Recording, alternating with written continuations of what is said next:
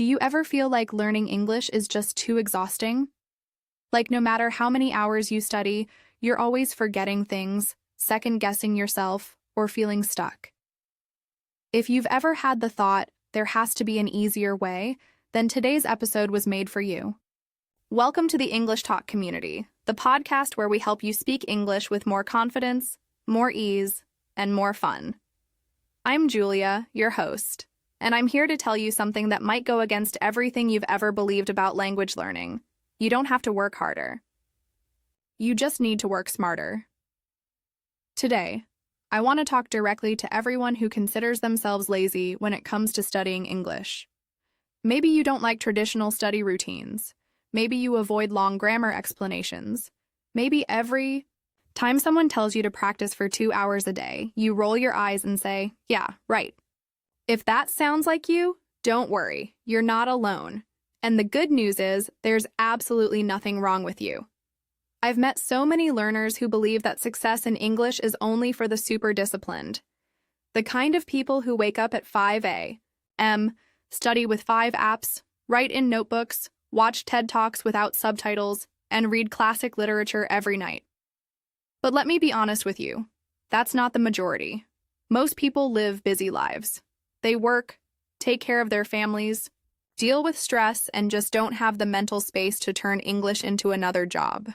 And that's okay, because in this episode, I want to introduce you to a different mindset. One that says it's not about how much effort you make. It's about making the right kind of effort. I want to show you how lazy people, yes, people, who don't follow any strict routine can still learn to speak English well. Really well. In fact, some of the most fluent English speakers I've ever met are not the ones who sit with textbooks every day. They're the ones who found smart, simple ways to bring English into their daily lives without stress or pressure. So let's start by being real. If you're listening right now and you felt guilty for not doing more, for not being more committed, for not being serious enough with your English, I want you to take a deep breath and let that go. Guilt is not a good teacher. It makes you feel bad, not motivated. What works is clarity, simplicity, and consistency, even if that consistency is just a few minutes a day. Let me ask you a question.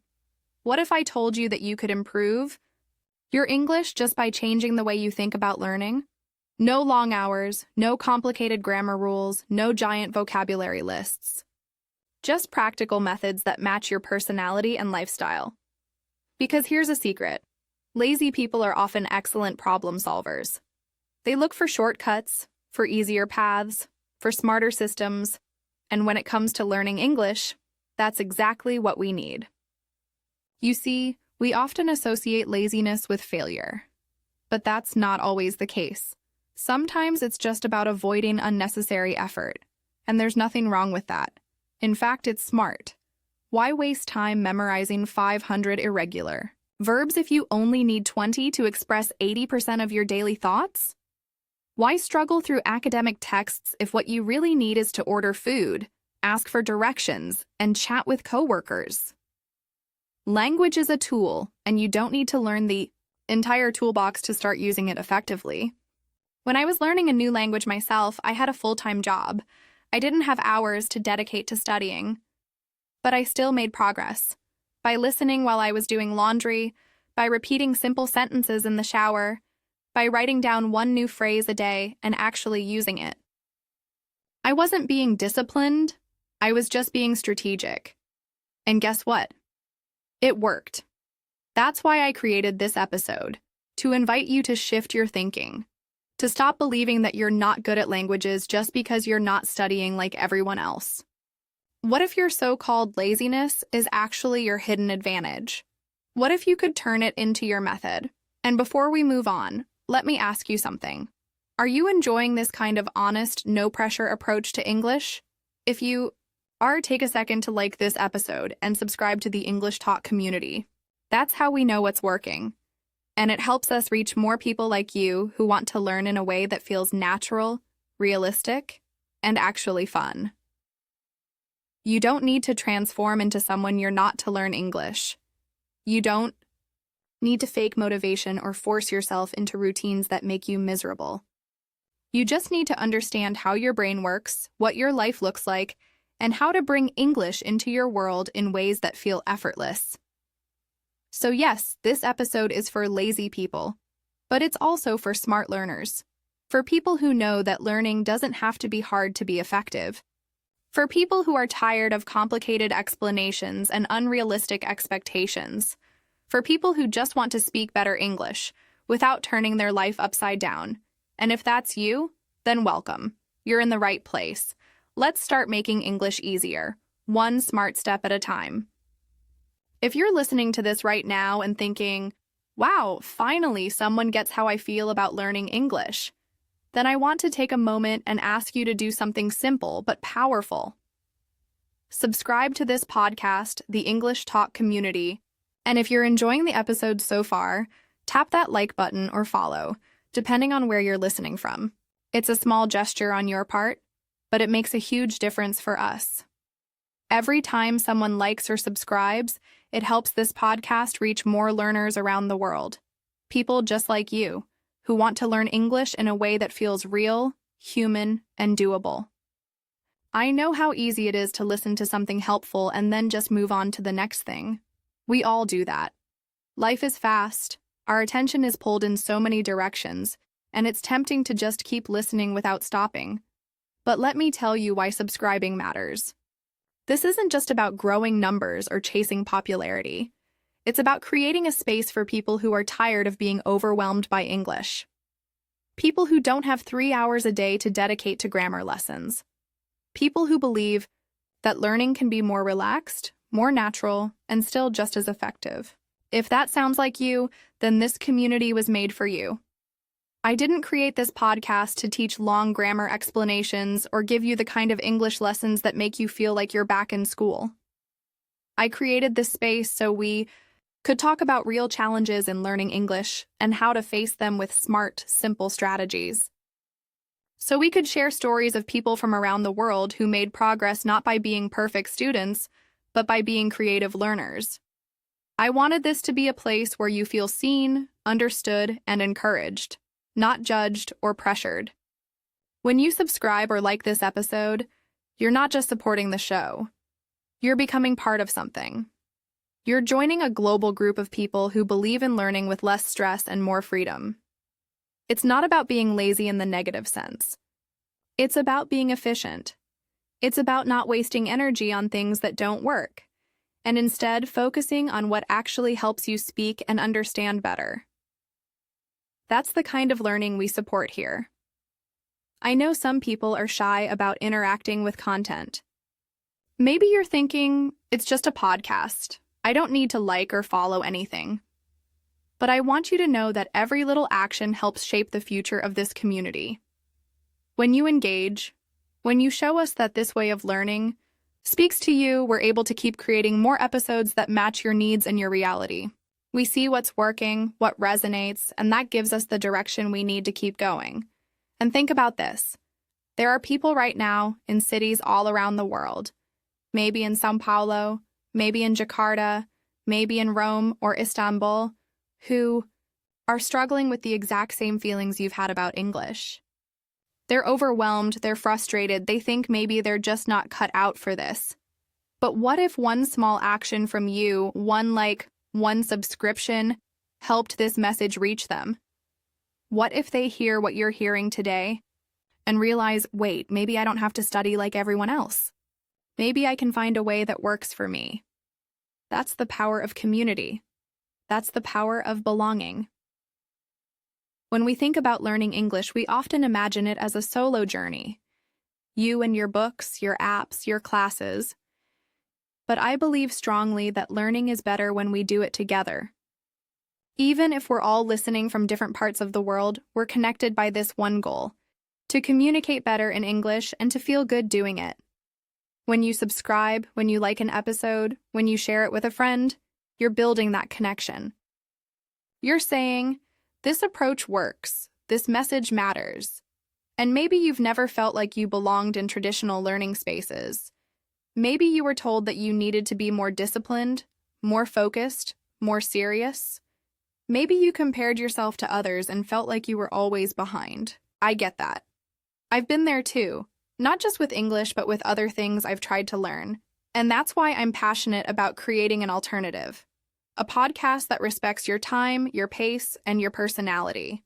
So if you've ever thought learning English shouldn't feel like punishment, then I'm asking you to take this step with me. Subscribe. Like the episode.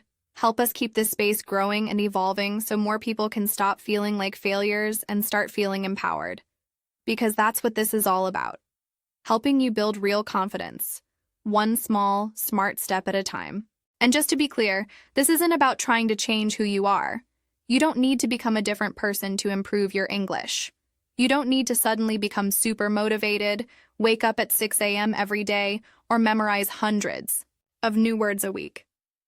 What you need is support, ideas that fit your life, and encouragement to keep going even when it feels slow. And if that's the kind of learning you want, then you're in the right place. So one more time, if this message speaks to you, if you're feeling that connection right now, hit the like button, follow the show, or subscribe. Whatever that action looks like on your platform, this is your community, you belong here, and together we're going to keep finding smarter, not harder, ways to learn English. You know, before we jump deeper into this topic, I want to share something a little personal with you. Not long ago, I tried to learn how to bake. Not just simple cookies or muffins. I mean real baking. The kind with layers with fancy names I can't even pronounce now.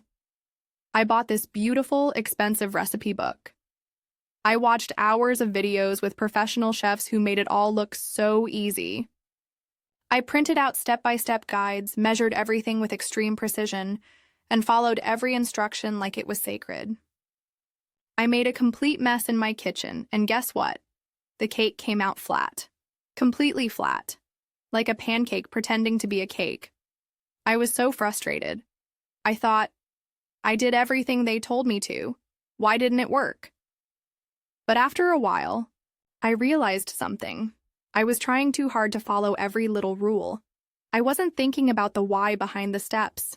I wasn't using common sense. I was being too serious, too focused on doing it the right way instead of finding the smart way that worked for me. And that's when I started thinking, this is exactly how so many people approach learning English. We think we need to do things perfectly. We believe that unless we follow all the rules, memorize every grammar point, pronounce every word exactly right, we're failing. But the truth is, perfection is exhausting. It's also unnecessary. What we need more than perfection is progress, and that progress comes when we allow ourselves to relax, to simplify, and to be a little playful with the process. That memory in the kitchen stuck with me, not because of the failed cake, but because it reminded me how easy it is to make things harder than they need to be. I remember standing there covered in flour thinking, why am I making this so complicated? That's a question I ask myself all the time now, especially when I'm learning something new. And I want you to ask yourself that too. Am I making this harder than it needs to be? Because learning English, just like baking, isn't about getting everything perfect on the first try. It's about understanding the ingredients, knowing which steps really matter, and not being afraid to make a few mistakes along the way. It's also about keeping a sense of humor. If you can laugh at your mistakes, you take away their power. If you can enjoy the process, even when it's messy, you'll keep going. And that's what makes all the difference. I remember once trying to use a new English word I had just learned. I was talking to a friend from Madrid, and I wanted to sound smart. So I used the word inevitable in a sentence, but I completely mixed it up with evitable, which is technically a real word, but almost no one uses it. My friend looked at me like I had just made up a new language. We both laughed so hard that I still remember that moment years later. And guess what? I never forgot what inevitable means after that. That one mistake and the laughter that followed helped the words stick in my brain much better than any flashcard could have. Those kinds of stories, where we try, fail, and laugh, those are the ones that teach us the most. They're also the ones we remember.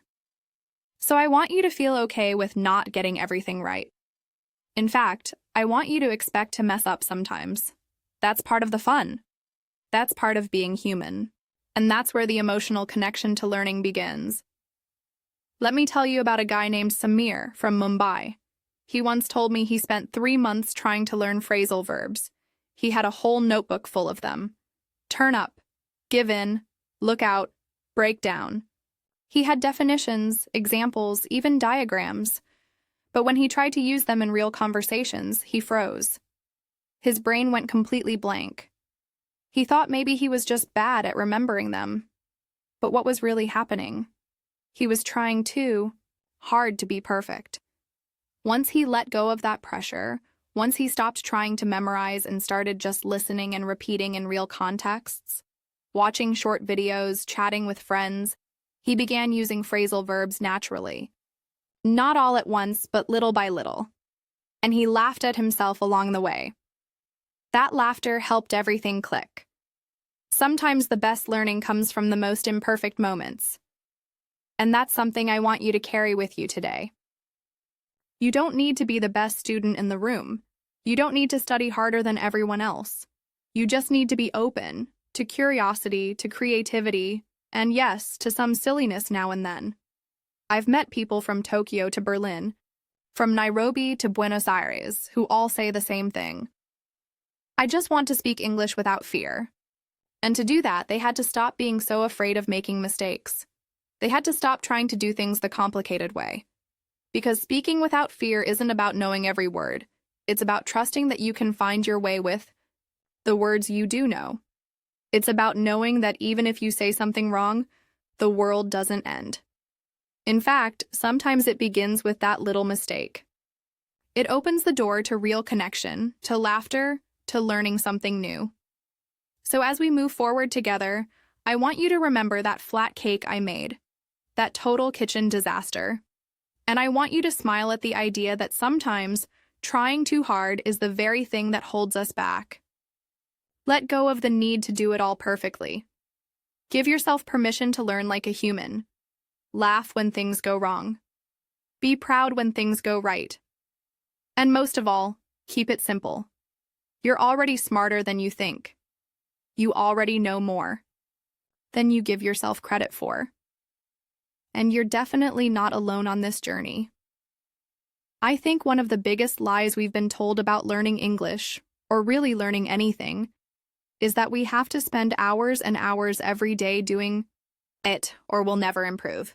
We imagine these perfect students who wake up at 6 in the morning, make a huge cup of tea, sit down with a big grammar book, and spend 3 or 4 hours studying nonstop with full concentration. And when we compare ourselves to that imaginary person, we feel guilty, like we're lazy, like we're not serious enough. But I want to challenge that idea.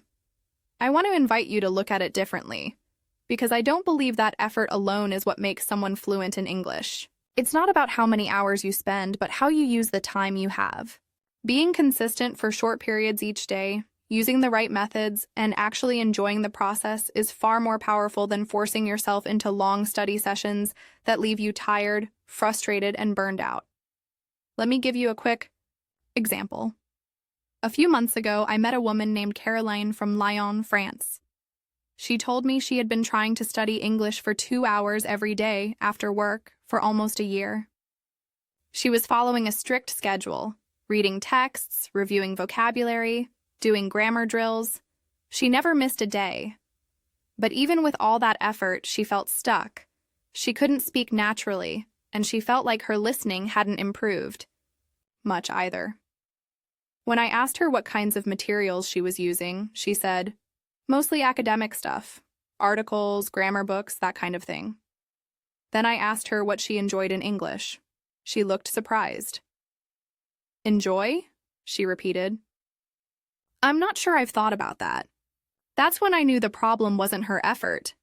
She had the dedication, the time, the discipline, But she wasn't having any fun. There was no emotional connection, no real-world context, no play. It was all pressure and performance. Encouraged her to change one thing. Spend just 20 minutes a day watching YouTube videos about something she loved, in English. Not grammar videos, not lessons, just content that felt alive to her. She was a huge fan of cooking shows, so she started watching English-speaking chefs on YouTube while she made dinner. 2 weeks later, she messaged me. "I'm hearing things I never noticed before," she said. "I'm starting to repeat phrases without even trying." That was the magic. 20 minutes a day, no stress, just enjoyment, and suddenly things were clicking. You see, the brain doesn't work well when it's under constant pressure. We don't absorb language just by sitting at a desk for hours and staring at books. We learn when we're relaxed, curious, and connected. When we allow our brains to engage naturally with the language, especially in short, consistent sessions, we create long-term progress. I know a guy named Daiichi from Osaka who improved his English by listening to podcasts during his 15-minute walk to work every day. Just 15 minutes. No textbooks, no notes, no studying. He chose podcasts that were interesting to him, stories, news, interviews, and after 6 months, his listening skills had jumped dramatically. He told me, "I didn't even notice I was learning. It felt too easy." And that's the key. When something feels easy, we're more likely to keep doing it. And when we keep doing it, we grow. There's another side to this, and it's important to understand. Studying for hours doesn't only make you tired, it can also make you feel defeated. If you sit for 3 hours and don't feel like you made progress, your brain says, "Why am I even doing this?" But if you study for just 15 or 20 minutes and have a small win, maybe you understand a new phrase in a song, or you finally hear the difference between beach and bitch, your brain celebrates. You feel motivated. That motivation leads to more learning. That's why I believe lazy people, people who don't want to spend 5 hours a day studying, often end up finding the smartest ways to learn. Because they look for shortcuts, and those shortcuts, when used right, can be powerful. They find tools that work in real life. They find ways to fit English into their routines without forcing it. They don't wait for the perfect moment or the perfect method. They just find a way that works for them and stick with it. A good friend of mine, Sofia from Rome, once told me, "If it takes more than 20 minutes, I won't do it." So she created her own lazy learning routine. 10 minutes of listening to a podcast while brushing her teeth and doing makeup. 5 minutes of reading Instagram captions in English. 5 more minutes of using an app that helped her build phrases. That was it. 20 minutes a day. And she was improving slowly but surely. Her pronunciation got better. Her confidence grew. She even started using English at work, in meetings with international clients. All because she worked smarter, not harder. I want you to think about your own routine. Where could you fit in 10 or 15 minutes of English without making it feel like a chore? Maybe while cooking, cleaning, waiting in traffic, or taking a walk. Maybe while scrolling through your phone or relaxing in bed before sleep. Learning doesn't have to be this big, serious event. It can be part of your life in small, smart ways. Consistency is what matters. Doing something every day, even something small, will beat a long, exhausting study session once a week. Because every time you touch the language, you're telling your brain, "This matters. This is part of my world." And your brain responds to that. It starts paying more attention. It starts remembering faster.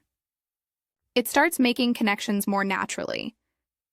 So the next time you feel like you're not doing enough because you're not studying for hours each day, I want you to stop and ask yourself, am I being consistent? Am I enjoying the process? Am I finding smart ways to connect with English in my daily life? If the answer is yes, then you're doing exactly what you need to do. You're learning like a real person, not a robot. You're building a habit, not chasing a fantasy of perfection. And that's what really leads to fluency. Let me tell you the story of someone I admire deeply, Sofia, a publicist from Madrid. When I first met her, she was working full-time in a creative agency, managing clients, attending brainstorming meetings, and juggling deadlines. Her schedule was packed, and she often felt like there were simply not enough hours in the day. Despite her desire to speak English fluently, she was convinced she didn't have the time. "I work too much, Julia," she told me. "I can't add anything else to my day." But something shifted when she realized that maybe she didn't need hours. Maybe she just needed 10 minutes. Sofia wasn't lazy in the traditional sense. She was ambitious, energetic, and passionate about her work. But when it came to learning English, she didn't want to add another heavy responsibility to her life. She was looking for something light, something realistic. She told me, "If it feels like a burden, I won't do it. I know myself." And that self-awareness became the key to her success. She started by identifying moments in her day that were already part of her routine but could be used more intentionally. Her first choice? Her morning coffee. Every morning, Sofia would take 10 minutes to drink her coffee before heading to the office. She turned that moment into her English time. Instead of scrolling through messages or reading the news in Spanish, she began watching short YouTube videos in English, mostly lifestyle content, interviews, and behind-the-scenes videos from fashion events, which she loved. It wasn't forced. It was fun. After a few days, something unexpected happened. She found herself quoting phrases she had heard in the videos. At first, she did it without thinking. Words and expressions came out naturally, like, "That's totally my vibe," or "Let's keep it simple." It was the kind of casual, modern English that you don't usually learn from textbooks, but it stuck with her because she connected with it emotionally. Then she added another habit.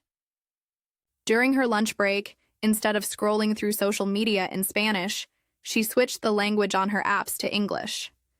It was a small change, but it created a subtle immersion. Words like save, comment, share, and edit profile became part of her passive vocabulary. She didn't study them, she simply saw them every day. One day, she decided to take it a step further. She subscribed to a podcast that offered short stories in English. Not grammar explanations, not vocabulary lists, just stories. She listened to one every night before bed, sometimes while brushing her teeth, sometimes while preparing her clothes for the next day. She didn't stop to translate. She just listened, caught what she could, and let her brain absorb the rhythm and patterns of the language. After 2 weeks, she realized she was catching more and more without even trying. What made Sofia's progress so special wasn't the number of hours she spent. It was her consistency and her mindset.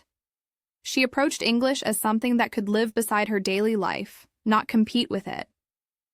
She found joy in small victories, understanding a joke in a video, recognizing a phrase in a song, ordering coffee while traveling, and getting the pronunciation just right. Each little win gave her confidence and kept her going. After about 3 months, she had a meeting with a client from New York. Normally, she would have let her colleague handle the conversation, or she would have stayed quiet and nervous. But this time, she joined in. She didn't speak perfectly, and she didn't try to. She focused on being clear, natural, and present. She used simple sentences like, "That sounds great," and "I'll follow up with the design team." The client understood everything. And more importantly, Sofia felt proud. She told me later, "I wasn't fluent, but I was effective, and that felt amazing." That moment was a turning point for her. She started using English more often at work. She felt brave enough to send emails in English, even if they were short.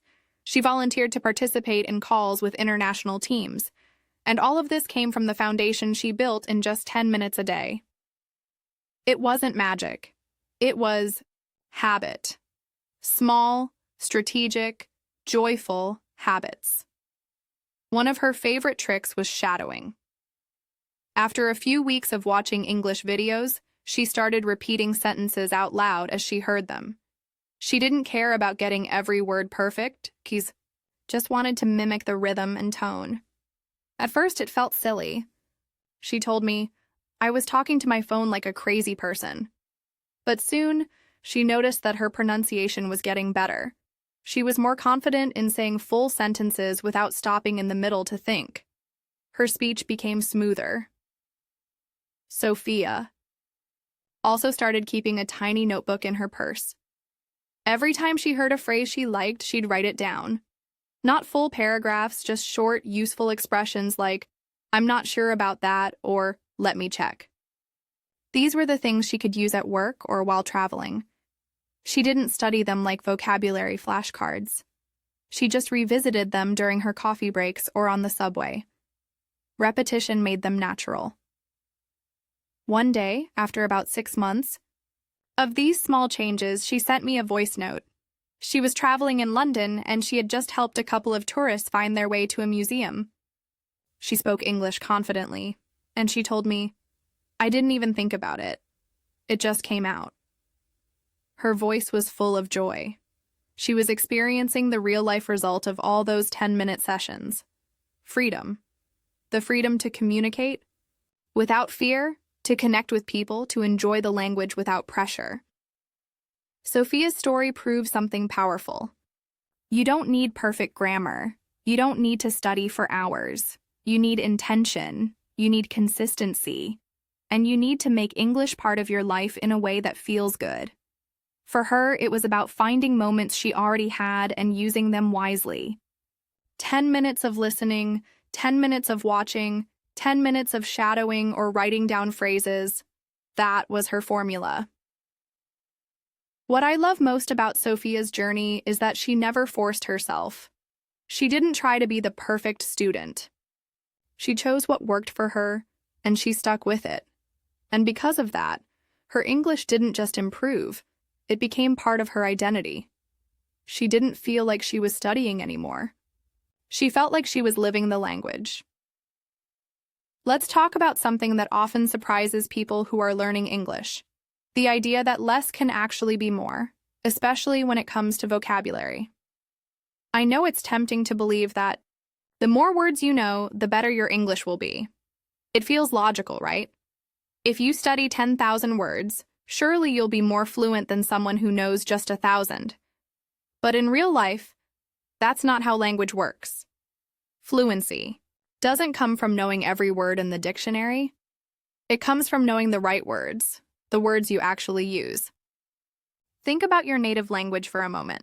Even though you understand a wide range of vocabulary, how often do you really use those fancy, complicated words in your everyday life?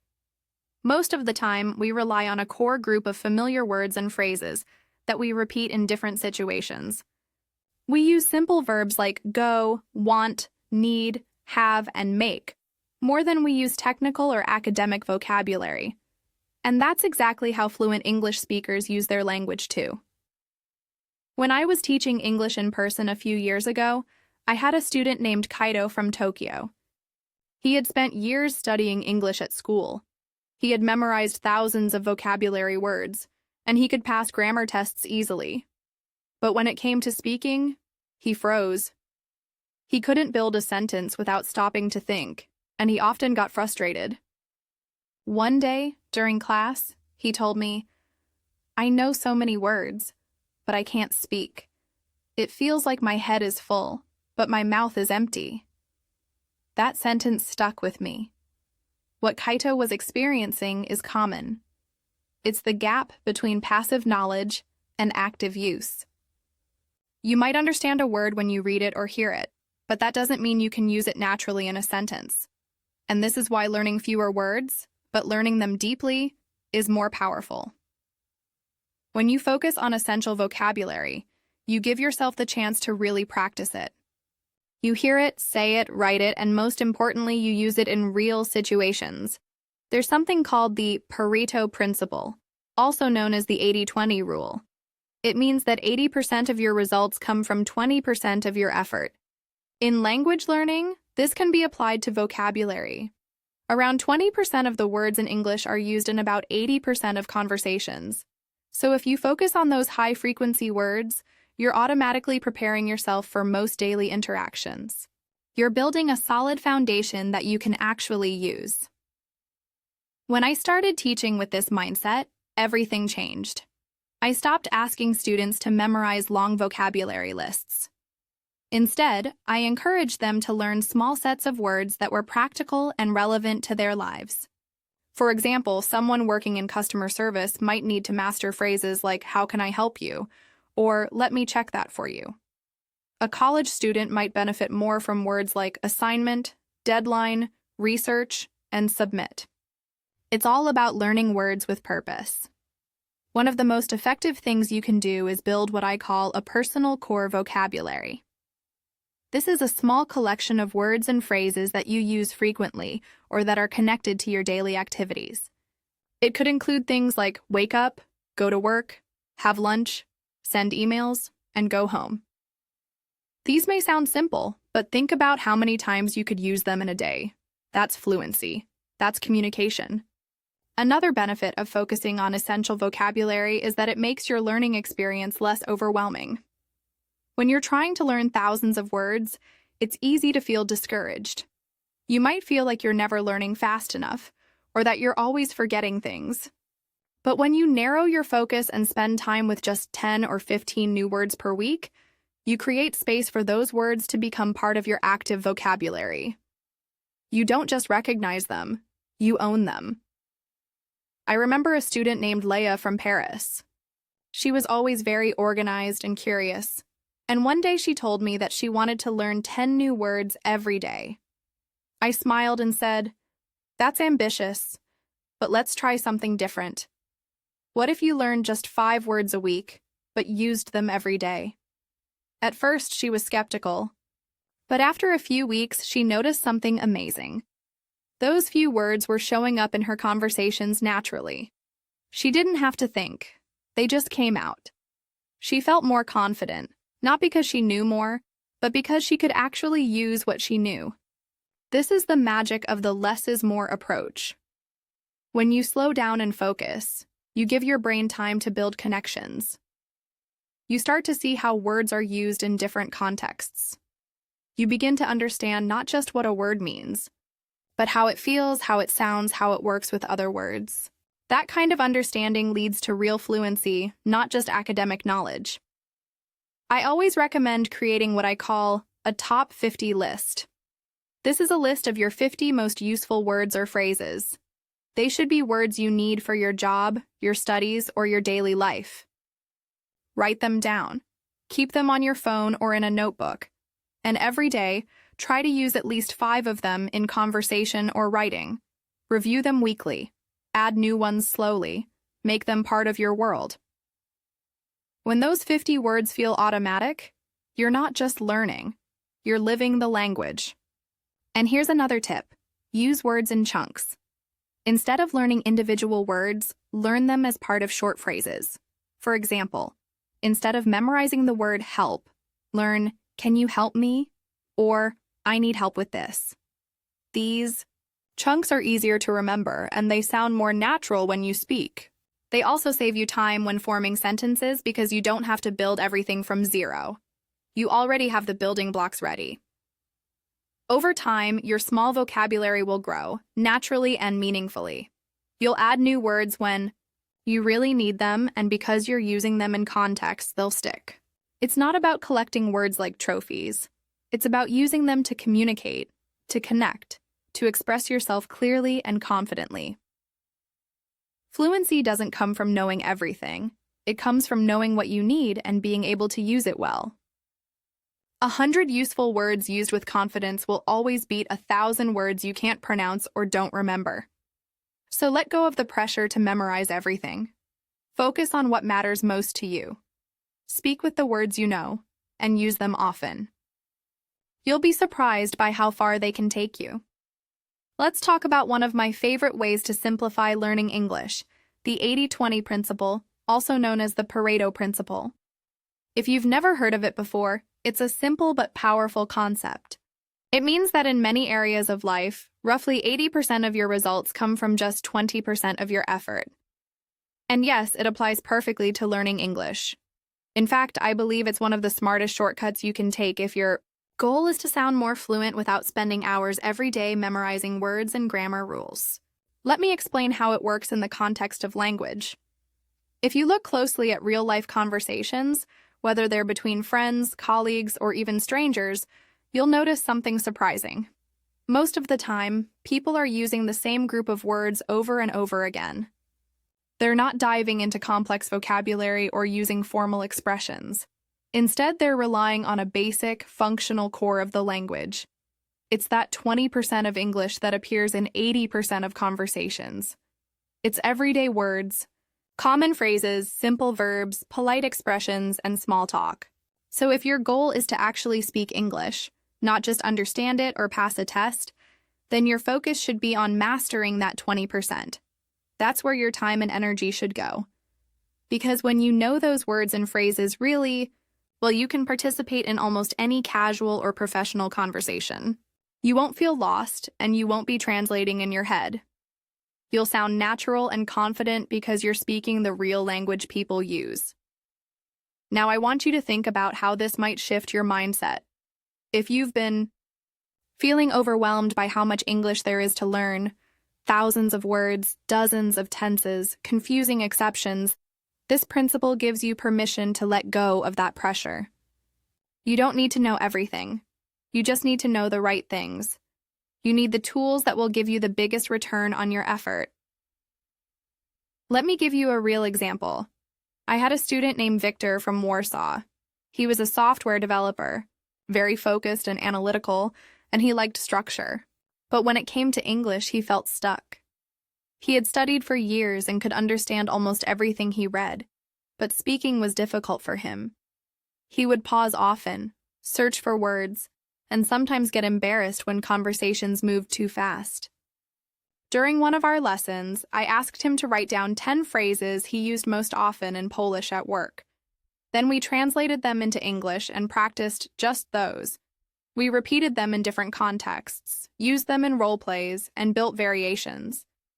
A few weeks later, he told me he felt a huge difference. He wasn't trying to remember rare vocabulary anymore. He was using what he already knew, and it was working. This approach is all about being strategic. Instead of spreading your effort across everything, you zoom in on the language that brings you the most value. Think about how many times you use phrases like, "How are you?" "I think so." "Can I help you?" "I don't know." "That's a good idea. Let's do it." Or, "I need more time." These aren't advanced or fancy phrases, but they're powerful. They show confidence. They move conversations forward. They're tools that help you function in English in real life. I often recommend that my students build a personal core phrase bank. It's a collection of phrases that they know they'll need in everyday situations. Not just individual words, but full expressions they can use right away. Think of it like a toolkit. When you need a hammer, you grab it. When you need a screwdriver, you grab that. You don't carry around every tool in the world. You just keep the ones you use most often. That's how your English should be. Practical, accessible, ready to go. Another part of this technique is using repetition and familiarity. When you focus on the same set of core phrases, you start to notice them everywhere, in podcasts, in videos, in conversations. The more often you hear them, the more natural they become. And because you've already practiced them, you don't need to stop and think. You just respond. That's fluency. That's what most people really want. One of the things I love about this method is how it fits into busy lives. You don't need to set aside hours every day. You can learn and review your core phrases during your commute, while cooking dinner, or even during a short walk. Because the focus is narrow and specific, your brain doesn't get overwhelmed. Instead, it builds strength through repetition. It's like doing a short, targeted workout instead of trying to run a marathon every day. This also helps with confidence. Many learners struggle with fear. Fear of making mistakes, fear of being judged, fear of not finding the right word. But when you master your 20%, you eliminate so much of that fear. You're not guessing. You're not improvising every sentence. You're using language you've practiced, tested, and feel good about. You know it works because you've used it before. That confidence is what helps you keep going, even on days when your motivation is low. I remember speaking with a woman named Priya from Mumbai, who had just moved to Dublin for work. She told me that for the first few weeks, she avoided conversations with her colleagues. Not because she didn't understand them, but because she was afraid of freezing or saying something wrong. We worked together on building a core group of phrases she could use at the office. Simple things like, "Can I ask a question?" "I'll check and get back to you." "That makes sense."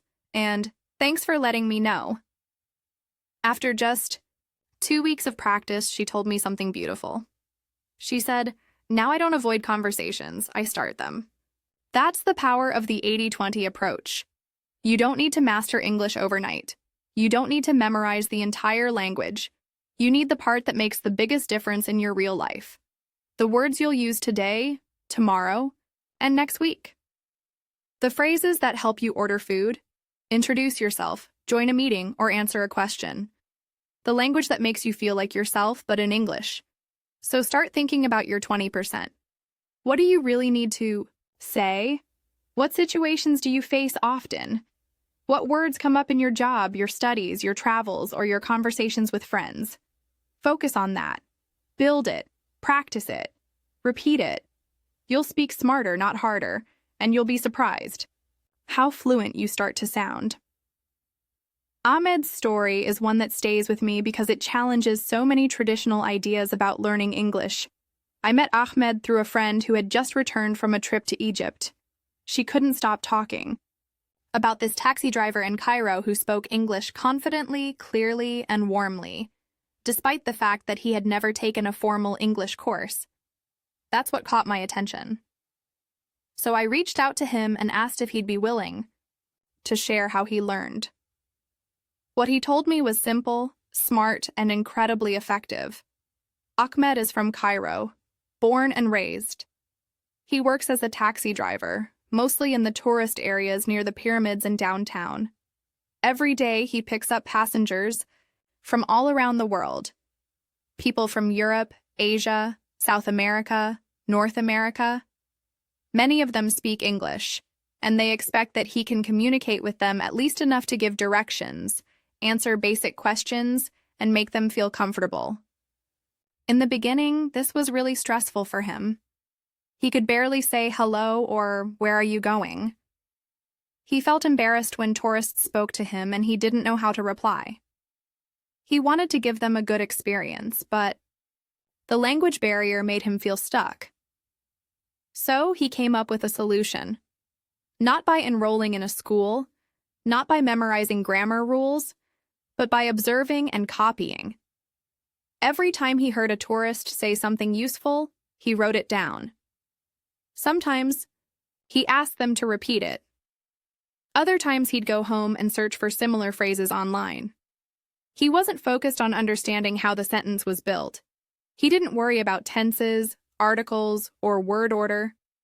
Instead, he focused on meaning and use. If a phrase helped him communicate better with his passengers, he kept it. If it made someone smile, solved a problem, or created a moment of connection, he added it to his list. Over time, that list became his personal English guidebook. It was full of phrases like, "Where are you from? Do you want air conditioning? I can stop here if you like. Traffic is a bit heavy today, and thank you for visiting Cairo." These are not phrases you find in a textbook. They're not complicated, but they're exactly what he needed. And because he repeated them every single day with different people, they became natural to him. He didn't think about the grammar. He just said them with confidence. That confidence changed everything. Even though Ahmed didn't speak perfect English, he spoke useful English. He knew what to say in common situations. He could ask questions, offer help, make jokes, and create a friendly atmosphere. That made his passengers feel relaxed and appreciated. And in return, they often taught him new words, corrected his pronunciation gently, or simply encouraged him to keep going. He became a better speaker just by using his memorized phrases in real conversations. 1. Of the things I admire most about Ahmed is that he never let the fear of not being perfect stop him from speaking. He didn't wait until he was fluent. He didn't hide behind silence. He found a way to speak smarter, not harder. By building a set of ready-made sentences, he created a system that worked for him. And it's something anyone can do. You don't need to be a taxi driver in Cairo. You could be a barista in São Paulo, a student in Jakarta, or a receptionist in Berlin. If you work with people, or even if you just like to travel, you can build your own collection of survival phrases. Ahmed also told me something that made me smile. He said, "When people ask me how I learned English, I say, from my passengers." He treated every ride as a small lesson. He listened carefully, copied what worked, and ignored what didn't. He didn't get stuck on the parts of English that didn't help him. Instead, he focused on communication. That mindset of learning, in context of being curious instead of critical, is what allowed him to keep improving without ever sitting in a classroom. I think there's something really freeing in his story. So often, language learners are told that they have to follow a strict method. First grammar, then vocabulary, then speaking. But what if you reversed that? What if you started with speaking? What if you used the language first and figured out the grammar later, if ever? That's what Ahmed did. And it worked. It also reminds me of the phrase, function over form. In language learning, that means it's more important to be understood than to be perfect. If you say, "I go to store yesterday," everyone still knows what you mean. Sure, it's not grammatically correct, but it works. And when you realize that communication is the goal, not correctness, you give yourself permission to try, to speak, to make mistakes, and to grow. Ahmed's English isn't academic. He won't give a lecture or write an essay. But he can hold a real conversation, make someone laugh, answer questions, give advice, and share his city with the world. That's fluency too. Practical, functional fluency. And it's more valuable than knowing every rule in the book. Another thing that made a big difference for Ahmed was intonation and tone. He didn't just memorize the phrases, he memorized how they sounded. He paid attention to rhythm, to emotion, to pronunciation. When tourists said, "Have a nice day," he noticed their tone, the way they smiled, the friendly vibe behind the words. Then he copied it. Not just the words, but the feeling. That made his English sound more natural and more human. It wasn't robotic. It was real. If you're listening to this and thinking, "But I don't have daily contact with English speakers like Ahmed," don't worry. You can do the same thing using videos, podcasts, movies, and YouTube interviews. You can collect phrases that you hear often, that match your lifestyle, job, or interests. Write them down. Say them out loud. Repeat them until they feel automatic. You don't need to understand every word. You just need to know when and how to use them. That's how you build confidence. Ahmed's method is simple, but it's powerful because it's personal. It's based on his real needs and real situations. He didn't try to learn everything. He learned what mattered. He created a bridge between himself and the world through language.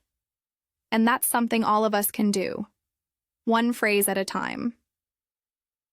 One of the biggest myths I hear all the time is this idea that I don't know enough English to start speaking. People say it to me like a confession, as if they're ashamed. And every time I smile and say, "You already know more than you think." Because it's true. Even if you feel like your English is basic, even if you've only studied a little, you're probably sitting on a gold mine of words, phrases, and expressions that are ready to be used. The trick is learning how to recognize what you already know and then using that knowledge to your advantage. Let me explain what I mean. Think about the English words you've already been exposed to. If you use the internet, watch movies, listen to music, read signs, use apps, or follow international news, you've been surrounded by English for years. And over time, your brain has picked up far more than you've given it credit for. You know more vocabulary than you realize. You understand more structures than you think. You've already been building your English puzzle piece by piece. The challenge now is learning to put those pieces together, even if the picture isn't perfect. I want you to do something with me right now. Imagine you're in a situation where you need to ask for help. You don't know the exact words, but you know the basics. Please, help, me, problem, I need, can you? With just those words, you can communicate the message. You can say, please, help me. I have a problem. It's not a full sentence by textbook standards, but it works. It tells the other person what's going on. And that's the goal of language, communication, not perfection. Now think about how many English words you actually know. Most learners already know hundreds of common words. You probably know how to say things like food, water, go, want, like, good, bad, happy, cold, money, time, friend, and today. These are powerful words. You can combine them in so many ways. You can say, I want food, cold water, please. You are my friend, I don't like that. This is a good time. With just a little creativity, your basic vocabulary becomes a tool for real conversation. That's why I always tell my students, stop waiting to learn more before you start using what you already know. Your English doesn't have to be big, it just has to be active. If you know 50 words, use those 50 words. If you know 100, use them every day. The more you use them, the more automatic they become. And when they're automatic, you gain confidence. And when you gain confidence, you start taking more risks. You start experimenting with combining words in new ways. That's when your English really starts to grow. Let me give you an example. I once worked with a student from Warsaw named Marta. She had studied English in school but always felt insecure about speaking. When we started working together, I asked her to make a list of all the English words she could remember without checking a dictionary. She was nervous, but when she finished, she had written down over 300 words. I looked at the list and said, "This is enough for conversation." She laughed and said, "But I don't know grammar." I told her, "Forget grammar for now. Let's play." So we played. We took her list and started forming short, useful phrases. I want coffee. I have a question. He is my brother. This is not good. We go now. She was amazed by how much she could say just by combining what she already knew. And the best part? She felt proud because she realized she wasn't starting from zero. She had a foundation. She just needed to activate it. You can do the same. Start thinking of the words you already know as building blocks. Each one is like a little Lego piece. You might not have all the pieces to build a castle yet, but you can definitely build a small house, or a tower, or a wall. And every time you speak, even if it's just a sentence or two, you're adding new pieces to your collection. Another tip I love to give is this. Instead of learning new vocabulary every day, spend some time playing with the words you already know. Mix them around, create silly sentences, make up little stories, say them out loud. This type of practice builds fluency because it trains your brain to think in English using the tools you already have. It's not about cramming new information. It's about becoming creative with what you already own. Also, don't underestimate the power of repetition. If you say a simple phrase like "I don't know" or "I like this" 100 times, it becomes second nature. That's why English speakers can speak fast and fluently. They're not creating new sentences from scratch all the time. They're using familiar phrases again and again. So instead of focusing only on what you don't, No, celebrate what you do know and use it with intention. I also want to encourage you to start small conversations with yourself. Yes, talk to yourself in English. Describe what you're doing. I'm making coffee. Now I go to work. It's cold today. Use your environment to create context. If you're cooking, describe the actions.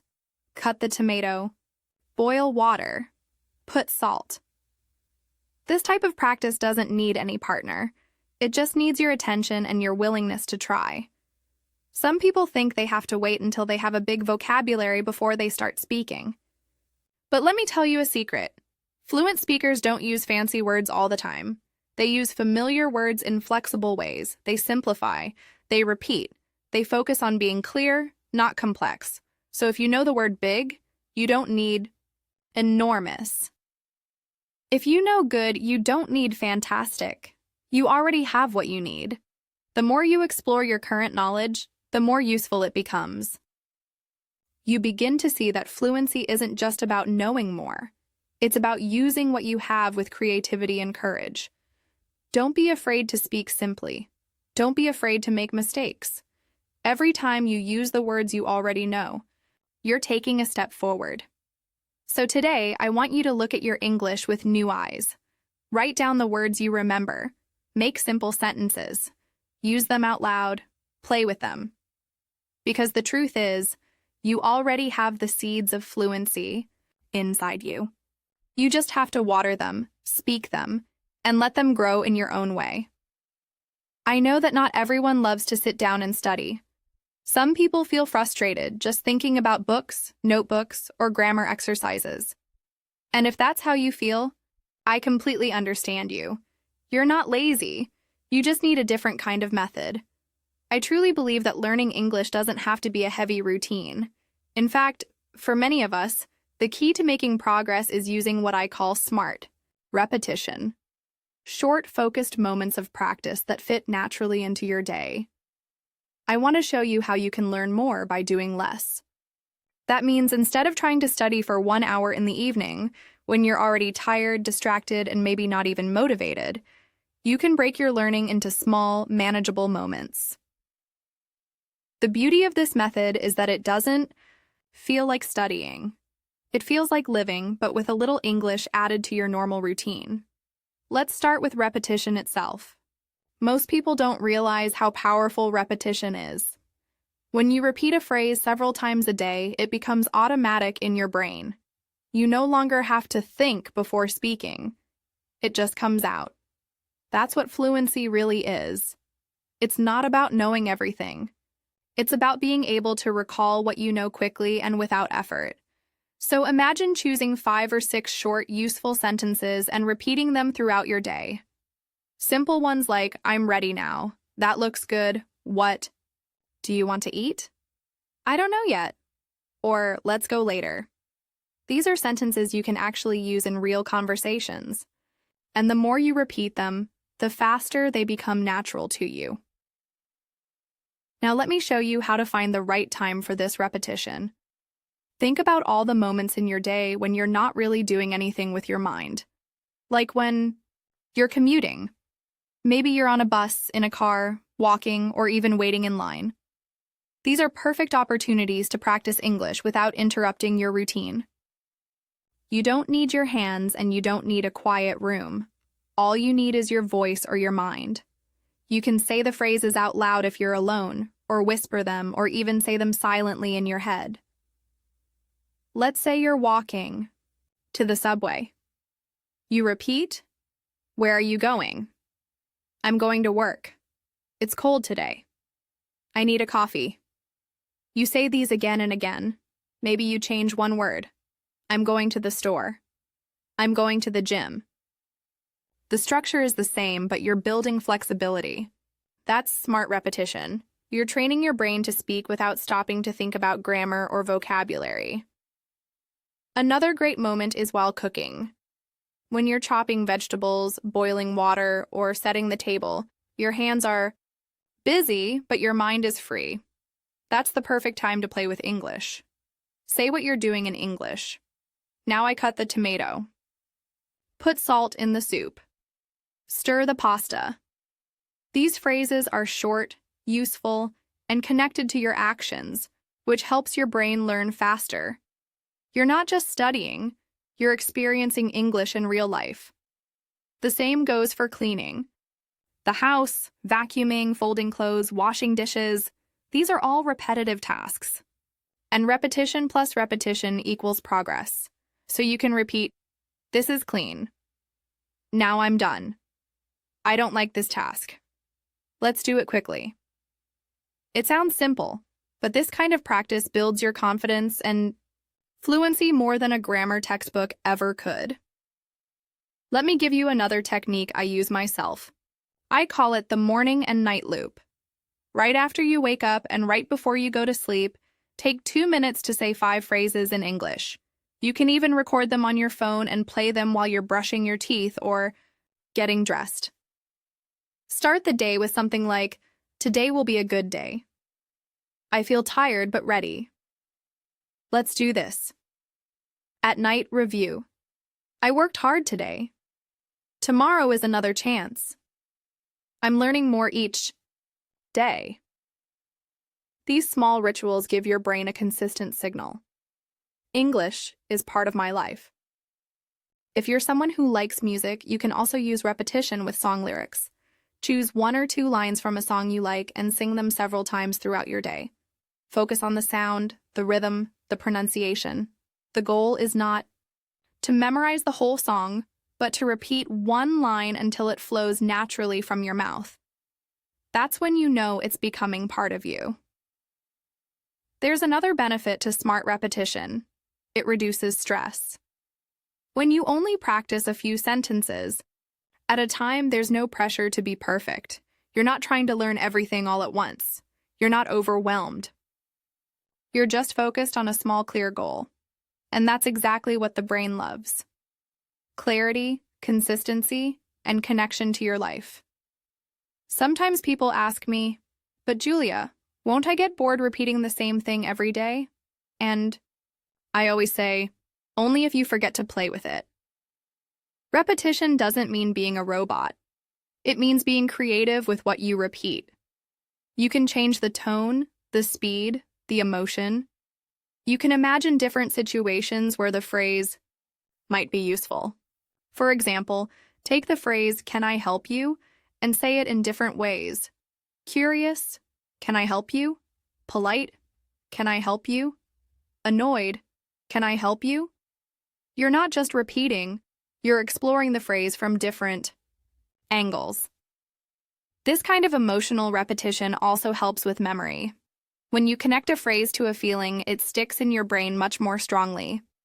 That's why movies and TV shows are so effective. They link language to emotion and context. So if you repeat a phrase with emotion, it becomes more than just words. It becomes part of your communication style.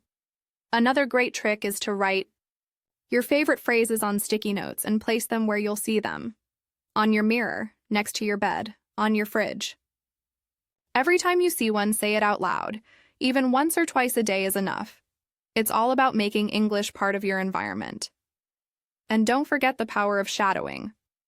That means listening to a short sentence from a native speaker, maybe from a podcast or a YouTube video, and repeating it right after, trying to match the speed, rhythm, and tone. Do this with just 1 or 2 sentences per day. It trains your ear, your mouth, and your brain to work together. You don't need a class or a teacher to do this. You just need to listen, pause, and repeat. You see, smart repetition is not about discipline or pressure. It's about opportunity. It's about using the time you already have, the little quiet moments, and turning them into powerful practice. You don't need to change your life. You don't need to cancel plans or sacrifice your hobbies. You just need to carry a little English with you wherever you go and repeat it like a friend you're getting to know better each day. When I first talked to May, a graphic designer from Shanghai, she told me something that stayed in my mind. I used to be afraid of English. Not because she didn't like the language, but because it always felt like a puzzle she couldn't solve. Every time she watched a movie or tried to read something, she would open her translator app. She'd pause every few seconds, translate every word, write things down, and end up exhausted. She told me, "It felt like studying chemistry, not a language." And one day, she just got tired of that. She wanted to enjoy the process. She wanted English to feel more natural, more like a part of her everyday life and less like homework. That's when she made a decision to stop using subtitles in her favorite shows. At first, that idea scared her. "I won't understand anything," she thought. But she tried anyway. She started with shows she had already watched in Chinese before. She picked something familiar, with simple conversations, and gave herself permission to relax and just listen. The first time she tried watching without subtitles, she understood maybe 10%. But she kept going. She didn't stop the video. She didn't try to translate. She just watched. She focused on tone, emotion, body language. If a character was laughing, angry, whispering, or excited, she paid attention. She told me, "Even when I didn't understand the words, I understood the situation." That was the beginning of something powerful. Over the next few weeks, May watched one episode per day. No subtitles, no notebook, just curiosity. She chose comedies and dramas, things with natural speech and daily situations. And little by little, her brain started to connect the sounds with meaning. She began to recognize words she already knew, but had never really heard before. She started noticing how people said things, how they used contractions like I'm or don't, how they linked words together like gonna or wanna, and how intonation changed the meaning of simple phrases. She shared something interesting with me. One night, she was watching an episode of her favorite series and suddenly heard a character say, "Are you kidding me?" It was a phrase she had seen in books many times, but she had never really paid attention to how it sounded in real conversation. That night, she heard it naturally and instantly understood it, without translating, without effort. She said, "It was like a light turned on in my brain." From that moment, she trusted her listening more. The biggest change came when she realized she was starting to predict what characters would say, not because she had memorized lines, but because she understood the context. She could feel the rhythm of the conversation. She could guess the next line. That's a sign that someone is developing real fluency. And the best part? May wasn't studying. She was just enjoying stories. Of course, it wasn't always easy. In the beginning, there were episodes where she felt lost. Fast dialogue, slang, or jokes that didn't make sense. But she didn't give up. She learned to let go of perfection.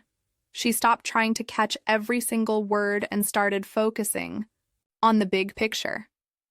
She listened for the emotional tone, the general meaning, and only looked up a word if it kept repeating and she truly wanted to know. That mindset shift, from perfection to progress, made all the difference. Another thing that helped her was watching the same episode twice. The first time, no subtitles, just active listening. The second time, she might turn on English subtitles to check a few expressions she was curious about. But the key was that she never started with the subtitles. She made her brain work first. That way, she trained her ear, not her translator. She also used repetition without even noticing it. Her favorite scenes, especially funny or emotional ones, she would rewatch them, not to study but because she liked them. But with each repetition, her brain was learning. She began to mimic the actors. She repeated short phrases, even practiced them out loud while cooking or brushing her teeth. "No way! Come on! I don't think so. That's crazy." These became part of her natural vocabulary, not because she memorized them, but because she lived them. Day, something incredible happened. She was working on a project for an international client, and during a video call, she responded to a question without thinking. She just spoke. Not perfectly, but clearly. and with confidence. The client smiled and said, "Your English is really natural." May said she almost cried, not because she had studied hard, but because she had trusted her ears, her curiosity, and her patience. The most beautiful part of May's journey is that she built a relationship with English that wasn't based on fear. She turned something that once made her anxious into something that brought her joy. She told me, "Now I watch English shows to relax. I laugh, I cry, I feel the story, all in English. I'm not translating, I'm understanding." What May discovered is something I wish more people knew. You don't need to understand everything to start learning. You don't need to be perfect to start speaking. And you don't need to study for hours with a dictionary in your hand. Sometimes, the best way to learn is simply to listen, to really listen. With patience, with interest, and without pressure. She proved that the ears are the doorway to the language. And when you train your ears through consistent, enjoyable practice, everything else follows. Your speaking improves because you're repeating what you hear. Your vocabulary grows because you hear words in real situations. Your grammar gets stronger because you hear how people really use it, not how it's written in textbooks, but how it sounds in real life. May's story is powerful not because she did something complicated, but because she did something simple, with intention. She watched shows she loved. She paid attention. She gave herself time. And that decision changed everything. Now, when she hears someone say, "You have to study hard to learn English," she smiles. Because she knows the truth, that when you let go of the need to control every word and instead let yourself experience the language, you unlock something much deeper and more lasting. Have you ever found yourself trying to speak English in a way that sounds really sophisticated or perfect, only to get stuck mid-sentence, forgetting the words, or completely losing your train of thought? I've been there, and I know many people who are still trapped in this cycle of trying to speak beautiful English. But let me tell you, that strategy doesn't work if you're aiming to speak fluently. In fact, trying to sound fancy or correct can actually get in the way of your fluency. Here's why simplifying your speech might be the best thing you can do for your English. I've talked to so many people who think that in order to sound fluent, they need to use big words and complex structures. The problem with that is, when you focus too much on trying to impress others with your vocabulary or grammatical complexity, you're actually making things harder for yourself. You're thinking about how to sound perfect, and that's going to slow you down every time. The truth is, fluency isn't about using fancy words. It's about being able to express your thoughts quickly and naturally. And that's where simplicity comes in. When I started learning languages, I remember getting stuck trying to memorize advanced phrases or idiomatic expressions, thinking that they would make me sound more like a native speaker. But the reality is, it's not about having a huge vocabulary or being able to pull out some complex sentence structure. In fact, many advanced speakers of a language still use relatively simple structures when speaking. What matters most is clarity and ease. When you speak in short, clear sentences, you give your brain the space to process and express your thoughts more smoothly. You also sound more natural, because that's how real people speak. They don't use convoluted structures to make themselves sound impressive. They speak in a way that's comfortable and easy for both the speaker and the listener to understand. I want you to think about something for a moment.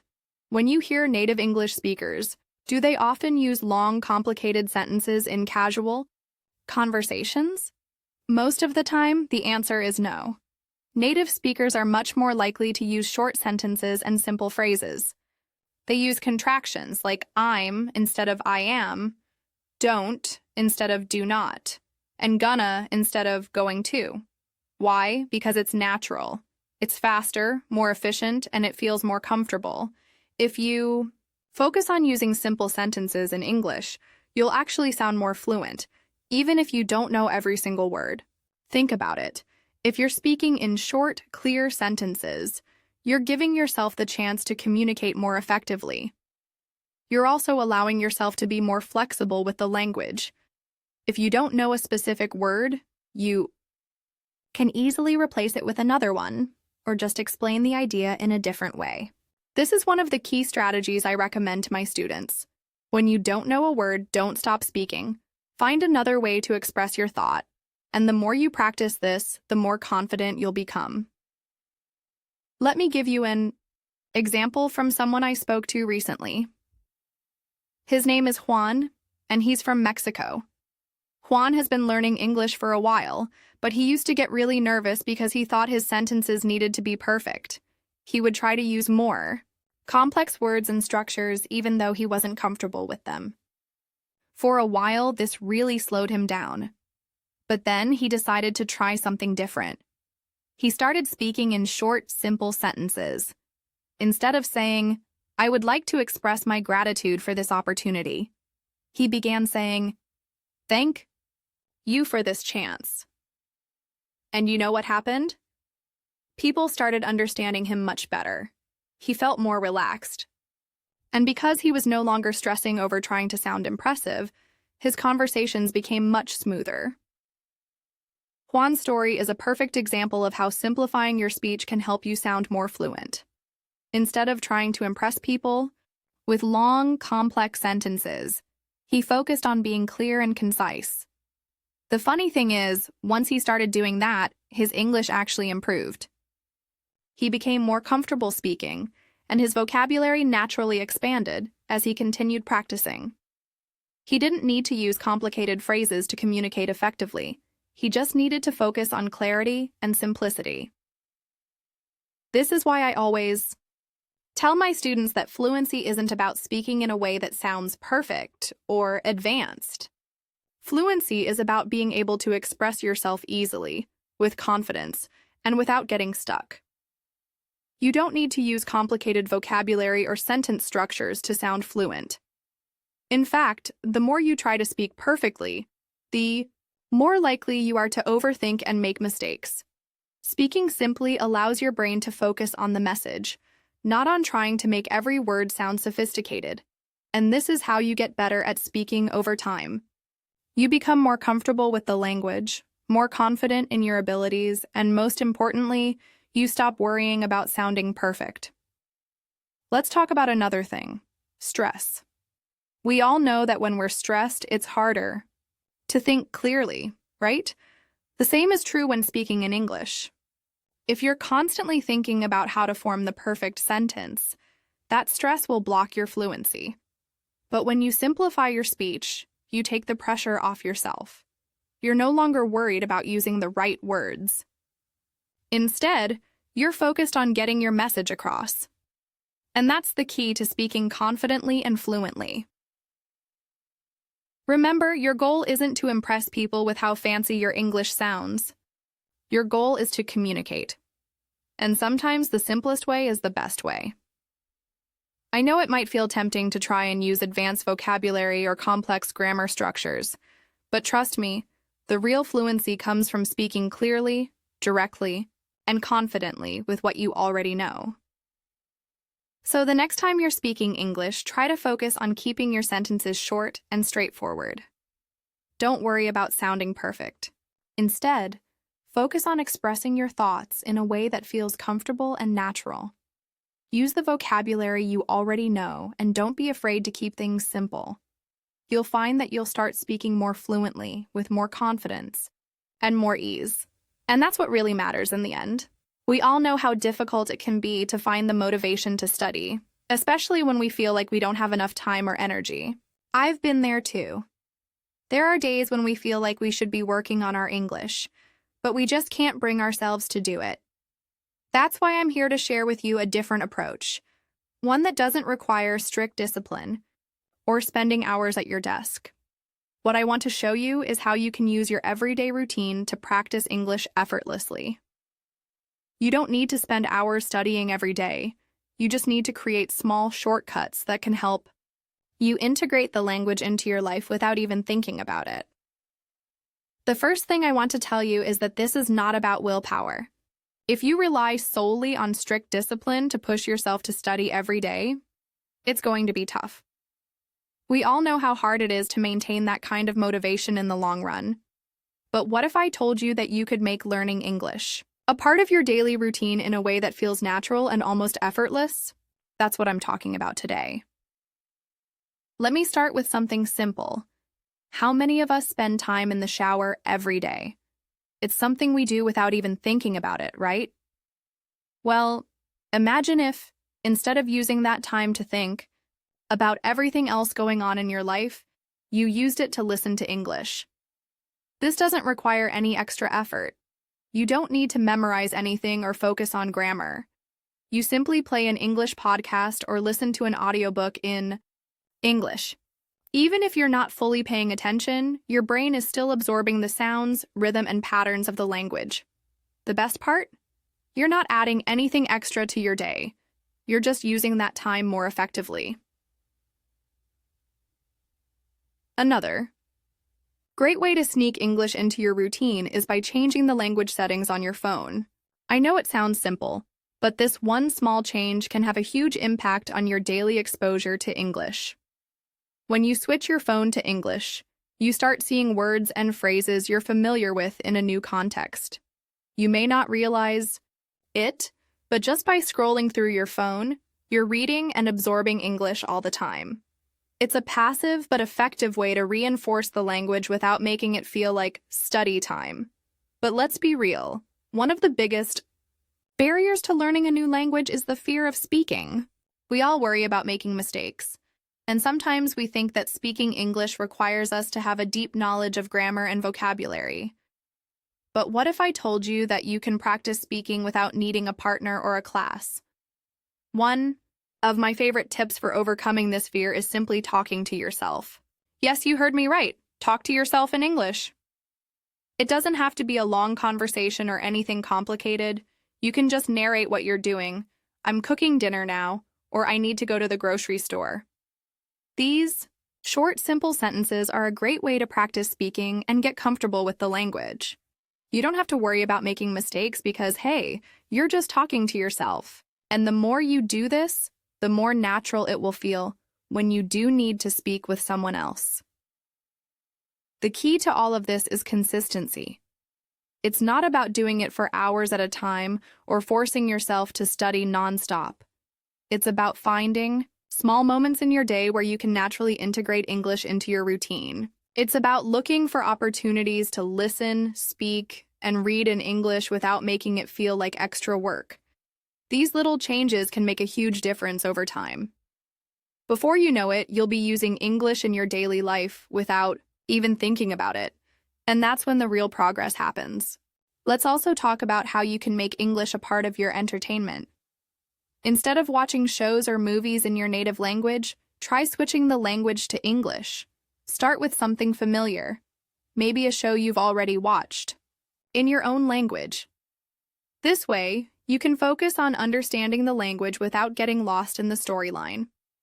The key here is to make English fun, something that's integrated into the things you already enjoy. Whether it's watching your favorite TV series, listening to music, or even playing video games, you can start using these activities to expose yourself to English without putting extra effort into studying. Now, I know some of you may be thinking, but Julia, I don't have time for all of this. Well, let me tell you, you don't need to set aside hours each day.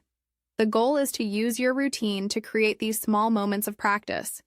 Even if you only have 10 or 15 minutes a day, that's more than enough to make a difference. The trick is to do it consistently and make it a habit. Over time, you'll be amazed at how much you've learned without even realizing it. One more tip that can help you stay engaged is to surround yourself with English-speaking environments, even if it's virtual. For example, you can follow English-speaking influencers or YouTubers who talk about topics that interest you. This keeps you motivated and exposes you to more natural, conversational English. It's a great way to learn vocabulary and phrases that are commonly used in daily life. And again, you're not forcing yourself to study. You're just immersing yourself in English in a way that feels natural and enjoyable. The point here is that you don't have to have a rigid, strict study routine to improve your English. What you really need is to find small moments in your day where you can practice English in a way that doesn't feel like work. It's about making English a natural part of your life and your daily habits. By doing this, you'll be surprised at how quickly you start to improve. And before you know it, English will become second nature to you. So, try it out. Start with small changes like listening to English in the shower or talking to yourself in the car and see how it fits into your routine. Little by little, you'll find that you're making real progress without even realizing it. I want you to take a moment and think about something. What is it that you can start doing today to practice your English in a way that feels easy, natural, and even fun? It's easy to get caught up in the idea that learning a language requires a lot of effort, hours of studying, or following a rigid routine. But what if I told you that you could take a simpler approach? What if you could incorporate English into your daily life in a way that doesn't feel like study time at all? Think about your day. What are the small things you already do on a regular basis? Maybe it's brushing your teeth, making breakfast, or even walking to work.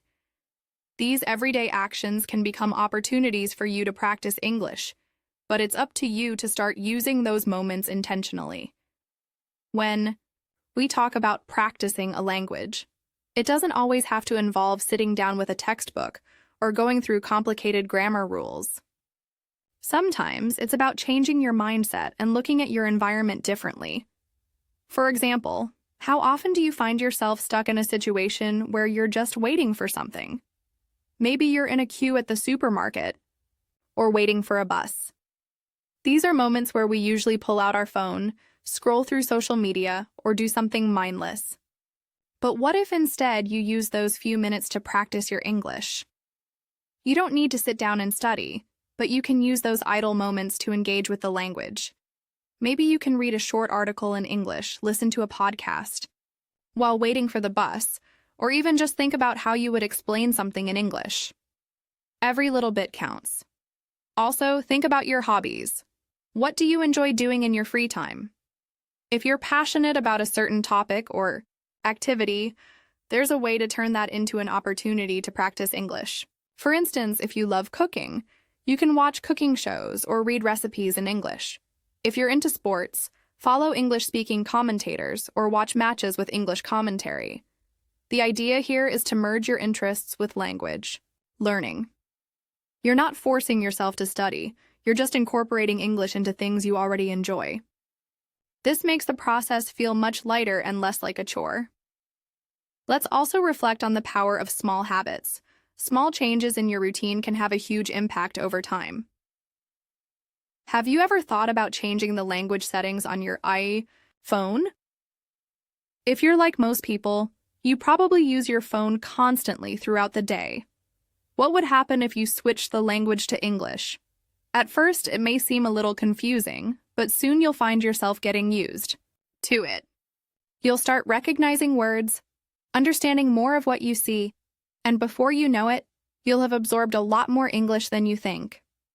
This is a perfect example of how small adjustments can make a big difference in your learning. Another thing to consider is how you can incorporate speaking practice into your daily life. I know speaking is one of the hardest skills for many people to practice. We tend to think that we need a conversation partner or a formal setting to speak English. But that's not true. You can speak English whenever and wherever you are. You don't need to wait for a special occasion or for someone else to practice with. I've mentioned before how talking to yourself can be incredibly useful. For instance, when you're at home alone or even walking to work, start speaking out loud. It doesn't matter if it's just basic sentences or simple thoughts. Just practice putting your ideas into words. You'll become more confident and it will eventually feel more natural to speak. Now, I want to ask you, what is one thing you can start doing today? Maybe it's listening to an English podcast during your morning routine, reading a few sentences in English while you're waiting for something, or even changing your phone settings. Whatever it is, make sure it's something simple and achievable. The goal is to start small and build it into your day in a way that doesn't add stress or extra pressure. You don't have to change your whole life overnight. Start with small actions, and you'll gradually notice the difference. The beauty of this approach is that it doesn't require a lot of time or effort. It's about finding those small pockets of time in your day where you can fit English in, and using those moments to build your skills. Whether it's listening, reading, or speaking, you can practice English in ways that fit seamlessly into your routine. And remember, it's not about perfection. It's about consistency and finding joy in the process. So, think about it. What can you do today? Maybe it's something as simple as switching your phone language to English or spending 5 minutes watching a video in English during your break. The key here is that you're taking action right now. This doesn't have to be complicated, and it doesn't need to take up a huge chunk of your day. It just takes a little intention and a shift in how you approach your day. I encourage you to take one small step today. It could be something simple, something that fits right into your daily routine. Over time, these small actions will add up, and you'll begin to see real progress.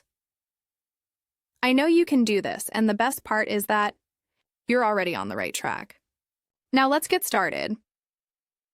As we approach the end of today's episode, I want to remind you of something really important. Being lazy when it comes to learning English isn't a bad thing at all.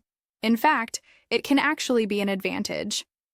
The key is in being strategic about how you use your time and energy. You don't have to follow the traditional methods of studying for hours at a time to get better at English. Instead, you can find smart, simple, and even fun ways to make progress every single day without overwhelming yourself. The truth is, many people think that learning a language has to be a long and difficult process, where you push yourself to work hard every day, often in ways that just aren't sustainable. But when you take a step back and look at it from a different angle, you realize that it's all about the little things you do consistently. Even just 10 minutes a day of focused, purposeful practice can lead to amazing results over time. It's not about forcing yourself into a rigid routine that you can't stick with, but about finding practical ways to incorporate English into your life that feel easy, natural, and most importantly, enjoyable.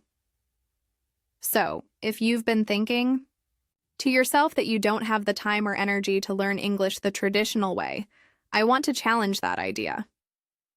You don't need to follow the same rules as everyone else. You don't need to be constantly working hard at grammar drills or memorizing long lists of vocabulary. Instead, find what works for you. Maybe it's listening to English podcasts while you're cooking or watching your favorite shows without subtitles. Maybe it's changing the language on your phone or talking to yourself in English when you're alone. The point is, it doesn't have to be complicated. What matters is that you're moving forward, even if it's in small steps. Those little moments add up. Whether it's practicing during your lunch break, hearing English in the background while you go about your day, or using the words you already know in creative ways, every bit of practice helps. You don't have to wait for the perfect time to start, and you don't have to aim for perfection in your speech or writing. The important thing is that you keep at it, little by little, and most importantly, that you enjoy the process. Really appreciate you taking the time to listen to this episode today. It means a lot to me that you're here, and I hope you feel more inspired to start using English in a way that feels less like a burden and more like a natural part of your life. Don't stress about trying to speak perfectly or spend hours a day studying. Instead, focus on making small, manageable changes to your routine that you can actually stick with. Find the ways to practice that feel fun and interesting to you. Learning doesn't have to be hard, and it doesn't have to be exhausting. It can actually be something you look forward to. Now, if you found today's episode helpful and you want to keep learning in a practical, easygoing way, I highly encourage you to check out some of the other episodes in the podcast. We have tons of great content that can help you continue improving your English in a way that fits your lifestyle. Whether it's listening, speaking, or even just getting more comfortable with the language, there's something here for everyone. Remember, English doesn't have to be complicated and it doesn't have to be stressful. You just need to find the right strategies for you. Before I wrap up, I want to thank you again for being here today. I hope you're feeling a little more confident, a little more excited about how you can continue learning English in a way that's manageable and enjoyable. You've got this, and I'm here to support you every step of the way. If you haven't already, don't forget to subscribe to the podcast so you never miss out on more tips and tricks to help you improve your English. And if you liked today's episode, please consider leaving a like or sharing it with a friend who might benefit from it as well. The more we share these ideas, the more people we can help, and that's something I'm really passionate about. So, that's all for today. Keep it light, keep it fun, and keep practicing in ways that work for you. I can't wait to be back with more episodes to help you on your English learning journey. Thank you for listening, and I'll talk to you soon.